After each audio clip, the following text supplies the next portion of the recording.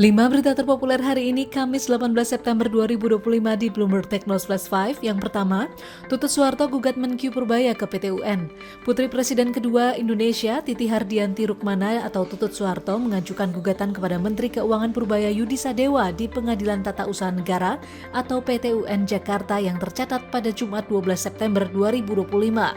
Mengutip laman SIPP, kini gugatan yang diwakili kuasa hukum Ibnu Setio Hastomo ini berstatus pemeriksaan persiapan yang rencananya akan dibaca majelis hakim pada Selasa 23 September 2025 sekitar pukul 10 waktu Indonesia bagian Barat.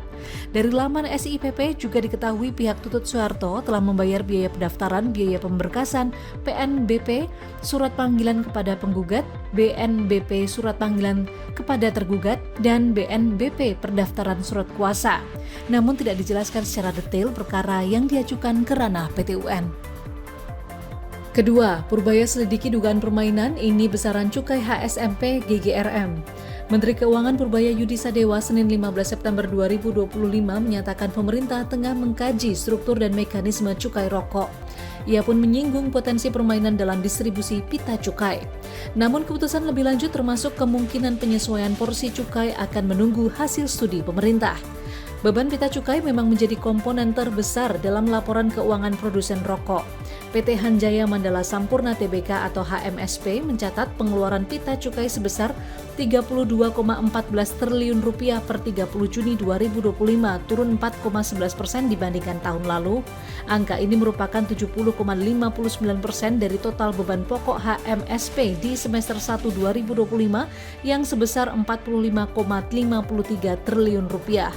Sementara itu PT Gudang Garam Tbk atau GGRM melaporkan beban pita cukai PPN dan pajak rokok dalam pos biaya pokok pendapatan sebesar Rp32,89 triliun pada semester 1 2025.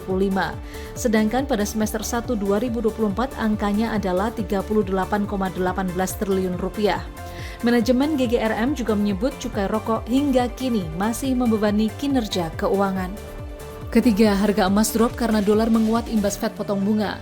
Harga emas di pasar global turun 1,2% imbas keputusan The Fed memangkas suku bunga acuan 25 BPS. Harga emas kemudian sedikit membaik dengan turun 0,8% menjadi $3.660,75 per ons pada pukul 16.08 waktu New York.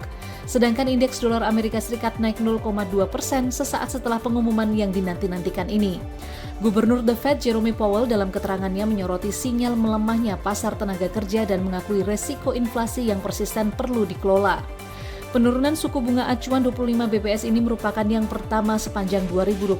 Keputusan The Fed ini sejalan dengan keinginan pemerintah Amerika Serikat untuk menurunkan biaya pinjaman. Keempat, dampak keputusan Fed pangkas suku bunga, pasar saham Amerika Serikat jatuh. Sejumlah saham Amerika Serikat turun pada Rabu waktu setempat setelah keputusan The Fed menurunkan suku bunga acuan 25 BPS menjadi 4% hingga 4,25% pada Rabu waktu setempat. Indeks S&P 500 jatuh 0,1% di New York dengan sektor teknologi informasi, barang konsumsi, dan layanan komunikasi menjadi yang paling terpukul. Sementara indeks Nasdaq 100 juga turun 0,2% usai memangkas kerugian intraday 1,1%. Dalam pidato usai rapat, Gubernur Jerome Powell menekankan sinyal melemahnya pasar tenaga kerja seraya mengakui bahwa inflasi masih di atas target. Ia bahkan menyebut semua keputusan mengandung resiko terhadap perekonomian dan keuangan.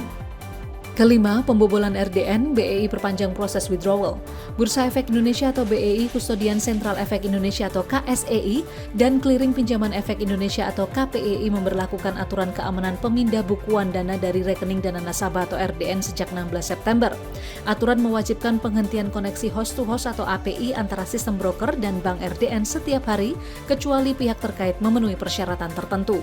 Syarat ini meliputi penggunaan daftar rekening tujuan berbatas atau whitelist, validasi transaksi oleh bank mekanisme otentik ganda, rekonsiliasi data secara berkala, serta adanya sistem deteksi transaksi mencurigakan secara real-time. Bank RDN juga diwajibkan mengirimkan notifikasi transaksi baik kepada broker maupun nasabah. Meski demikian, jika broker dan bank RDN belum memenuhi persyaratan namun membutuhkan API aktif, maka ada syarat khusus yakni penggunaan segmen jaringan khusus, hasil uji penetrasi yang bersih, hingga penetapan batas nominal harian transaksi. Relaksasi aturan ini berlaku 3 bulan pasca SEB. Langkah ini dilakukan guna memperkuat perlindungan industri pasar modal dari serangan siber dan penyalahgunaan transaksi dana. Itu dia 5 berita terpopuler pilihan Bloomberg Technos hari ini. Ikuti terus update selanjutnya di www.bloombergtechnos.com.